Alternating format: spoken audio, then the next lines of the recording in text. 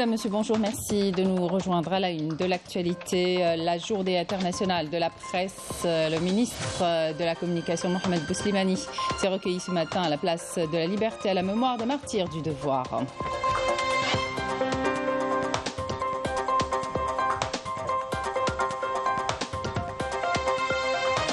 Comment déjouer la manipulation de l'information à l'ère du numérique? Les médias algériens du web impliqués dans cette lutte. À cet effet, une session de formation au profit des journalistes de la presse électronique a été lancée.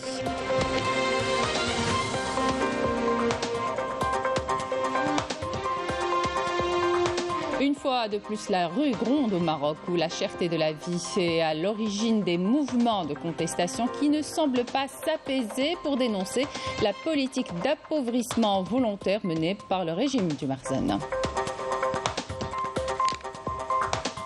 Et puis ce projet de l'association de volontariat Tuisa de la wilaya d'Alger en collaboration avec l'association Le Grand Bleu de Marseille d'initier de jeunes enfants démunis à la natation, dont l'objectif est de renforcer les liens de solidarité entre les deux rives de la Méditerranée. Bienvenue à tous. Nous célébrons ce 3 mai la journée internationale de la presse. À cette occasion, une minute de silence et un moment de recueillement à la mémoire des martyrs du devoir a été observé ce matin à la place de la Liberté dans la capitale, en présence du ministre de la Communication, Mohamed Bouslimani, et de la famille de la presse. Bouslimani a rappelé les efforts de l'État dans l'accompagnement de la presse nationale et le rôle qui lui incombe dans un monde en pleine mutation, caractérisée par les guerres de 4e génération.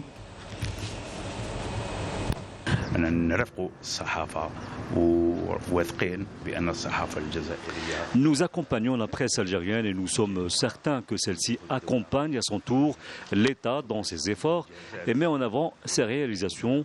Elle promeut l'image de l'Algérie en montrant son véritable visage, notamment à l'étranger.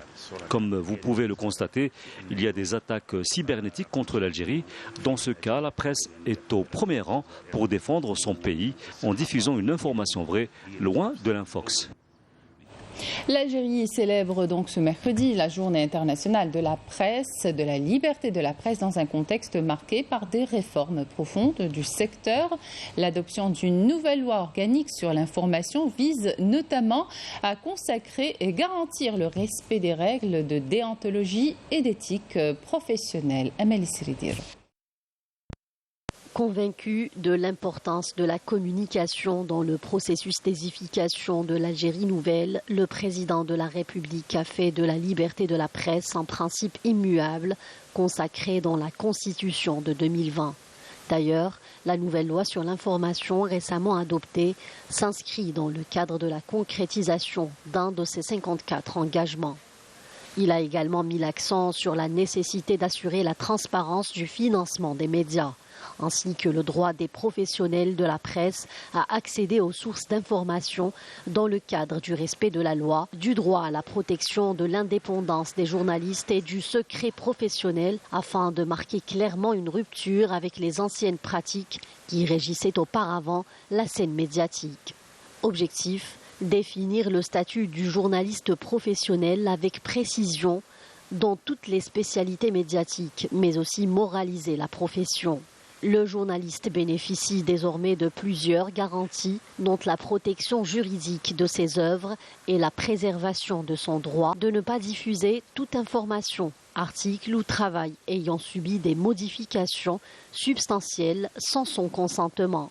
Toute forme de violence ou d'intimidation envers le journaliste dans l'exercice de ses fonctions est désormais pénalisée par la loi. Sur le plan structurel, la loi prévoit pour la presse écrite et électronique l'instauration du régime déclaratif qui repose sur l'application simplifiée pour la création de médias et consacre le droit du journaliste à la liberté d'expression. Il est également question de la création d'une autorité de régulation de la presse écrite et électronique. Concernant l'audiovisuel, il est également question d'amender des statuts de l'autorité de régulation de l'audiovisuel arabe de manière à lui conférer un caractère spécifique et élargir ses missions à la régulation et au contrôle des services de la communication audiovisuelle sur Internet. S'agissant des pratiques relevant de la diffamation, la délation et l'injure, la nouvelle loi recommande la création d'un conseil supérieur d'éthique professionnelle auquel sera confiée la responsabilité de l'élaboration d'une charte permettant l'adoption d'une pratique journalistique responsable. Les médias sont désormais tenus de déclarer la source de leur financement et justifier la possession d'un capital national. Il leur est aussi interdit tout financement provenant de parties étrangères. Dans un autre registre, la promotion de la communication institutionnelle figure dans la stratégie du secteur en vue de permettre aux journalistes d'accéder à l'information et fournir aux citoyens une information sûre et crédible. À travers toutes ces réformes profondes et mutations novatrices, il est ainsi établi que la construction de la démocratie passe par une liberté d'expression réelle et responsable. Je vous le disais en titre, une session de formation au profit des journalistes de la presse électronique a été lancée par le ministère de la Communication dans l'objectif d'améliorer la pratique journalistique dans ce domaine, notamment dans un contexte marqué par l'usage négatif parfois des sites électroniques à travers des campagnes ciblant notre pays. L'État mise justement sur les sites électroniques nationaux pour contribuer aux côtés des autres médias à faire front aux allégations tendancieuses visant l'Algérie. Reportage Khalida Hadj Djilali, le commentaire est signé Batia Amardi. La formation des journalistes de la presse électronique est devenue une priorité de l'État qui a mis en place un cadre juridique pour permettre l'exercice du métier en toute transparence à la faveur de l'adoption d'une nouvelle loi organique sur l'information visant à consacrer et garantir le respect des règles de déontologie et d'éthique professionnelle. Les sites web et plateformes numériques doivent défendre le pays contre toute manipulation et des fake news. Nous faisons tout ce qu'il faut pour donner une information juste et vérifiée, notamment dans un contexte marqué par la multiplication et la profusion des sites électroniques dont beaucoup diffusent malheureusement de fausses informations.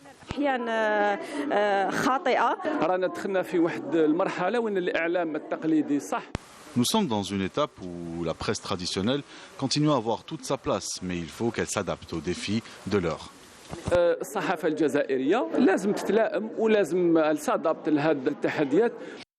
Ces sessions de formation initiées par le ministère de la Communication ont pour but d'accompagner les journalistes de la presse électronique dans leur mission noble, d'autant que ces sites Internet diffusent l'information en temps réel, d'où la nécessité de montrer la vraie image de l'Algérie, défendre ses constantes, ses institutions et faire face à toutes sortes d'allégations tendancieuses, la ciblant.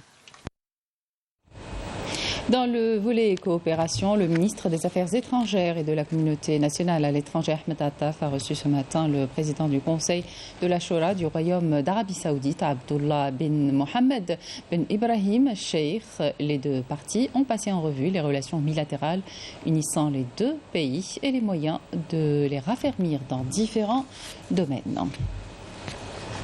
Et puis la réaction du porte-parole du ministère des Affaires étrangères et de la communauté nationale à l'étranger quant aux allégations du secrétaire général sortant de l'Union du Maghreb arabe. Il a affirmé que l'Algérie est le seul membre de l'Union du Maghreb arabe à n'avoir jamais demandé le gel des activités des institutions maghrébines, contrairement à ces bévues qui n'en finissent pas, à travers lesquelles il tente vainement de tromper l'opinion publique maghrébine et de travestir les faits en imputant la responsabilité du blocage de l'édification maghrébine à l'Algérie, seul membre de l'Union à avoir ratifié tous les accords conclus dans le cadre de l'Union du Maghreb arabe depuis sa création, avec son soutien inconditionnel aux activités de toutes les institutions maghrébines et à ses projets économiques, sociaux et culturels, et de conclure en affirmant que l'Algérie demeurera attachée à sa forte volonté de réformer le processus d'édification de l'Union maghrébine et de réaliser les attentes légitimes de ces peuples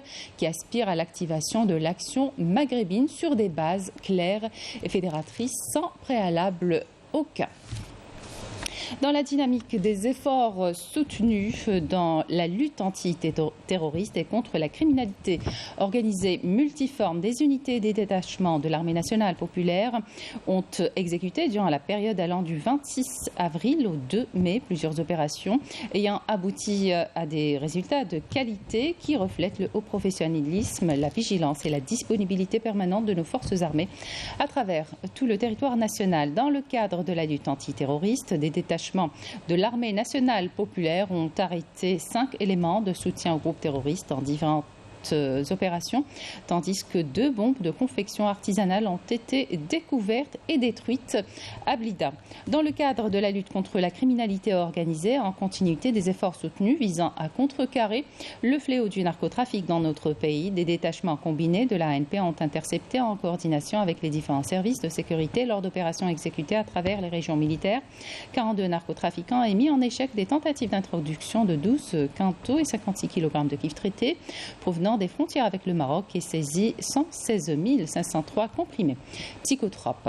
À Tamanrasset, Bolbeji Mourtal, Ingezam et Janet, des détachements de l'ANP ont arrêté 160 individus, saisi 30 véhicules, 139 groupes électrogènes, 68 marteaux pick-up et 6 détecteurs de métaux ainsi que des quantités d'explosifs, d'outils de détonation et d'équipements utilisés dans des opérations d'orpaillage illicite, alors que 22 autres individus ont été arrêtés, un pistolet mitrailleur du type Kalachnikov, 9 fusils de chasse, de grandes quantités de denrées alimentaires destinées à la contrebande et à la spéculation s'élevant à 156 tonnes, ainsi que 3 918 unités de différentes boissons ont été saisies lors d'opérations distinctes à travers le territoire national. De même, les gardes frontières ont déjoué en coordination avec les services de la gendarmerie nationale et des douanes des tentatives de contrebande de quantité de carburant s'élevant à 172 271 litres à Borj-Badji Mourtar, Tébessa et Soukharas. D'autre part, des gardes-côtes ont déjoué au niveau de nos côtes nationales des tentatives d'émigration clandestine et ont procédé au sauvetage de 100 individus à bord d'embarcations de construction artisanale, alors que 161 immigrants clandestins de différentes nationalités ont été arrêtés à travers le territoire national. Les Marocains ont été nombreux à investir les rues du pays, dénonçant leur situation précaire. Dans un contexte de forte poussée inflationniste, le gouvernement marocain, objet de toutes les critiques, reste quant à lui absent. Yasmine Moussaoudi. Avec une situation sociale et économique des plus précaires, les Marocains sont au bord du gouffre. Malgré les nombreuses manifestations organisées depuis des mois pour dénoncer la politique d'appauvrissement volontaire menée par le régime du Makhzen, la situation est loin de s'arranger. لان اللي جوع الشعب هذا المصير ديالو قدام الله سبحانه وتعالى القبر ديالو مع فرعون خصو ينسحب كرامته لان حتى واحد من الشعب ما باغيه ولادنا ما باغينوش حنا ما باغينوش حنا مستقبلنا ضاع ولكن المستقبل ديال ولادنا شنو هو البطاله الجوع ما لاقيش ما ياكلوا دار الشباب دارهم في صندوق وصورت عليهم باش ما يزيدوش لقدام خلاو غير ولادهم هما الاغنياء اللي يزيدوا لقدام ولادنا حنا صورتوا عليهم دارهم في صندوق وصورتوا عليهم كايش قتل العباد قتل العباد قتلهم تقهرنا والله تتقهرنا بالغلا والله. Une fois de plus, la rue gronde dans ce pays, où la cherté de la vie est à l'origine de ce mouvement de contestation qui ne semble pas s'apaiser. Il est même de plus en plus virulent en raison de l'inflation galopante qui touche de plein fouet le simple citoyen. Une bonne partie de la population marocaine est aujourd'hui plongée dans une pauvreté extrême. حنا محنين وهاد الزياده في الاسعار زاد كملت علينا حنا كنا غاديين بلاتي احسن زعما وغاديين بشويه علينا ولكن اخويا ملي زادوا هاد الزياده في الاسعار عاد زادوا كملوا علينا الا ما كنتيش قاد على واحد المسؤوليه بلا ما تاخذها كيفاش غادي يعيش واش غيمشيو يشفروا واش غيمشيو يقتلوا الناس هاد الشيء راه عيب وعار حنا خدامين ومقهورين الله يحسن العوان اخويا. Lésés dans leurs droits les plus élémentaires, rien ne semble arrêter les Marocains. Ils se disent engagés dans leur combat pour la dignité. À l'étranger, des frappes nocturnes sionistes sur la bande de Gaza ont fait un mort et 5 blessés à l'aube ce matin. Cette nouvelle flambée de violence survient après le décès de Khadr Adnan, qui était en grève de la faim depuis près de 3 mois dans une prison de l'occupant sioniste. devenu mardi le premier détenu palestinien à y succomber à l'âge de 45 ans. Le Premier ministre palestinien Mohamed Shtaya a qualifié cette mort d'un assassinat délibéré. Le ministre palestinien des Affaires étrangères et des expatriés réclame une enquête sur les circonstances de ce crime. Yamina Saïdi. Après 87 jours de grève de la faim qu'il avait entamé pour protester contre sa détention arbitraire, le prisonnier politique palestinien Khadr Adnan est mort en martyr hier matin dans une prison de l'occupation sioniste. L'annonce de sa mort a suscité un tollé en Palestine avec grève générale et manifestations devant les sièges locaux de la Croix-Rouge internationale. Nous sommes face à un véritable assassinat de la part de l'ennemi sioniste qui a fait subir toutes les formes de torture à Khadr Adnan, qui en plus de son arrestation arbitraire a été victime de négligence médicale. Nous tenons l'occupant sioniste pour responsable de sa mort et nous affirmons que tous les scénarios et toutes les options sont ouvertes à la résistance palestinienne pour répondre à ce crime. Nouvelle flambée de violence après le décès de Khadr Adnan, avec des frappes nocturnes sionistes sur la bande de Gaza qui ont fait 1 mort et 5 blessés. Avant une trêve entrée en vigueur à l'aube et devant mettre fin à 24 heures de violence sioniste. Un missile a atterri sur le mur de l'immeuble. Plusieurs pièces sont complètement ravagées. Les maisons voisines aussi ont été touchées par les débris.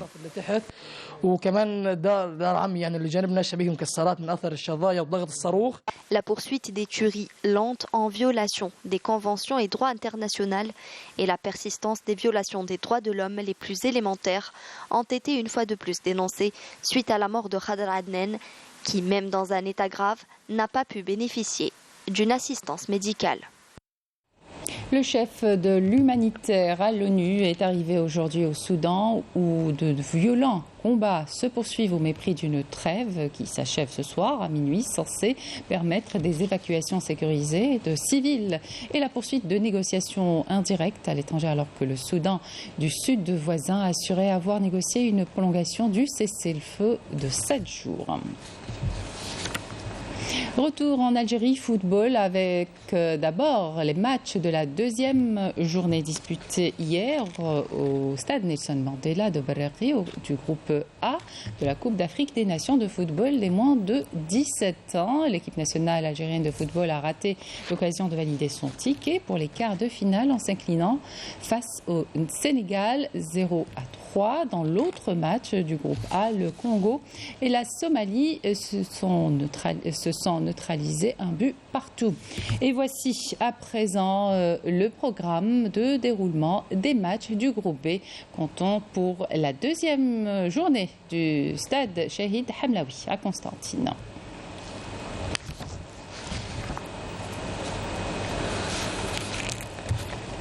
Et puis, 30 jeunes enfants ont bénéficié d'un stade d'apprentissage de la natation. C'est le projet de l'association de volontariat Tuisa de la wilaya d'Alger en collaboration avec l'association Le Grand Bleu de Marseille. Une initiative qui vise à renforcer les liens de solidarité et de fraternité entre les deux rives de la Méditerranée.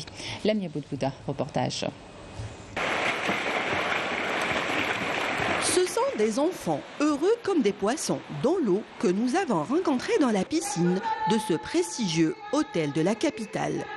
L'association de volontariat Tuisa de la wilaya d'Alger et l'association Le Grand Bleu de Marseille ont conjugué leur effort pour offrir un stage d'apprentissage de la natation au profit de 30 enfants de quartiers défavorisés.